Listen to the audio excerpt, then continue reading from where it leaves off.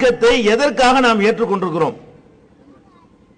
இந்த மார்க்கத்தை நாம் ஏற்றுக்கொள்ளாமல் இருந்தால் இந்த உலகத்திலே நிறைய இன்பங்களை அனுபவித்துக் கொண்டிருக்க முடியும். இந்த மார்க்கத்தை ஏற்றுக்கொண்டிருக்கிற காரணத்தினால் நாம் மதுபானம் அருந்துவதில்லை, சூதாட்டங்களிலே ஈடுபடுவதில்லை, விபச்சாரம் செய்வதில்லை, மோசடி செய்வதில்லை, யாரையும் ஏமாற்றுவதில்லை, கலப்படம் செய்வதில்லை.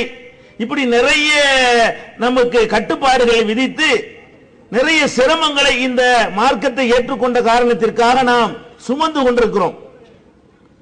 அப்படியானால் இந்த மார்க்கத்தை நம்ம ஏன் தேர்ந்தெடுக்கணும்?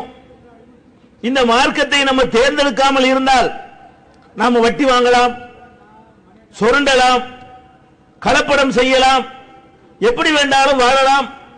இப்படி ஒரு வழி நம் முன்னால் இருக்கக்கூடிய நேரத்தில் நாங்கள் எப்படி வேண்டுமானாலும் வாழ மாட்டோம், இப்படித்தான் வாழ்வோம் என்ற ஒரு நெறியோடு இந்த மார்க்கத்தை நாம் ஏற்றுக்கொண்டதற்கு என்ன காரணம் என்று சொன்னால், நாம் வாழுகிற இந்த உலக வாழ்க்கை ஒரு அற்பமான வாழ்க்கை.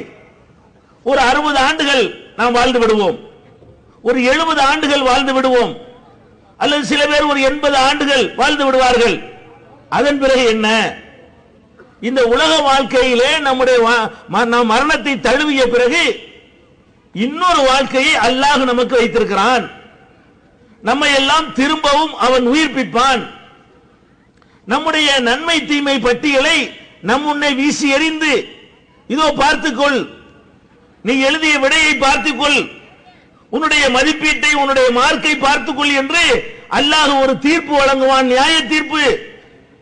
அந்த தீர்ப்பு வழங்கக்கூடிய நேரத்தில் நாம் சொர்க்கம் என்ற தீர்ப்பை பெற வேண்டும், நரகம் என்ற தீர்ப்பு